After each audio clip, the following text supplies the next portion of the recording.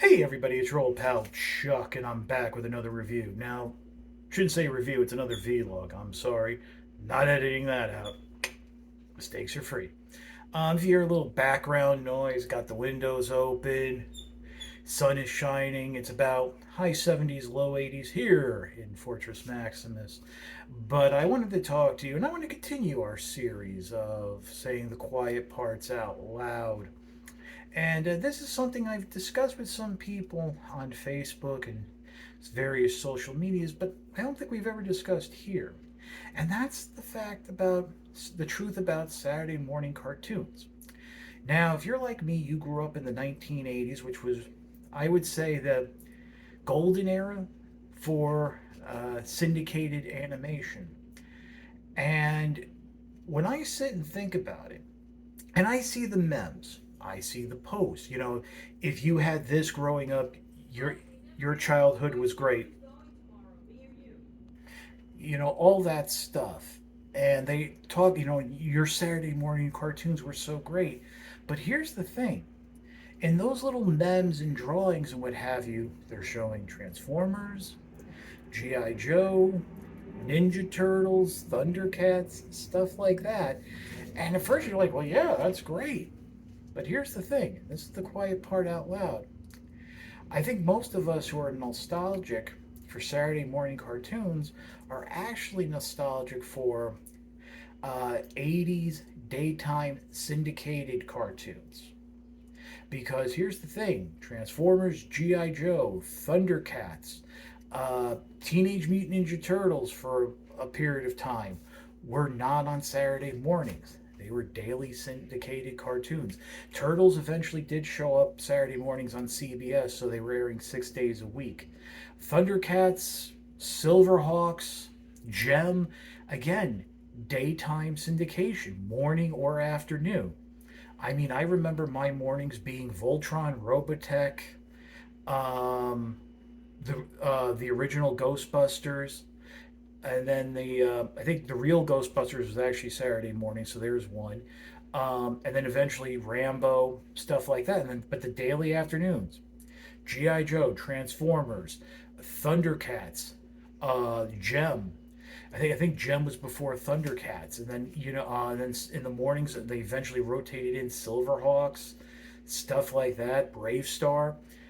So it makes you think a little because if you think about the Saturday morning cartoons proper, and I got to tell you, I got to go deep, like almost out of my top 10 before I get to cartoons that actually aired on Saturday mornings.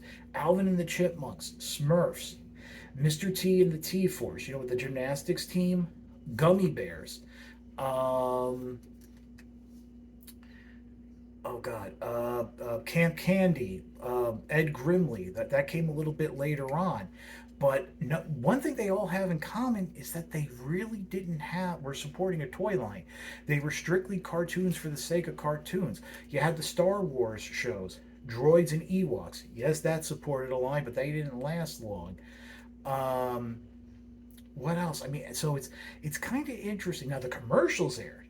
And let me also add that because I was doing a little bit of research, it is possible that your local syndicated affiliate, not your NBC, ABC, CBS affiliate, but your local network, like for me would be WPIX or WWOR, they might have been doing reruns on Saturday morning of the daily syndicated shows. So there is a difference there, but I think what it is, and maybe it had something to do with the parents groups, but that Saturday mornings they wanted to keep, for lack of a better word, a little more pure in terms of not trying to overly sell stuff.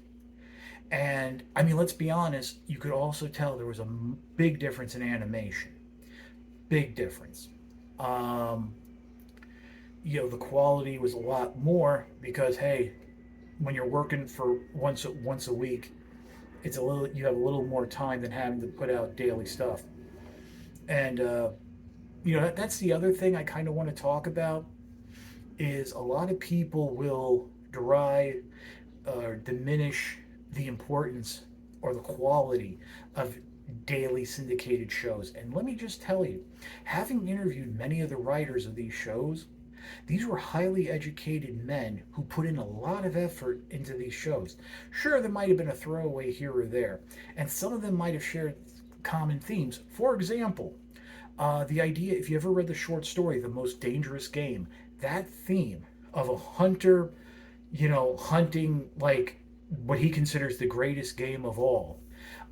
Like in Transformers, it was Lord Chumley hunting the Autobots.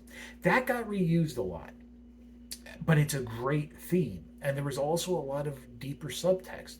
Look at an episode of Transformers like The Golden Lagoon or The God Gambit. There was some deeper stuff going on there. If you go to G.I. Joe, there was the episode where Lowlight had to confront his abusive childhood.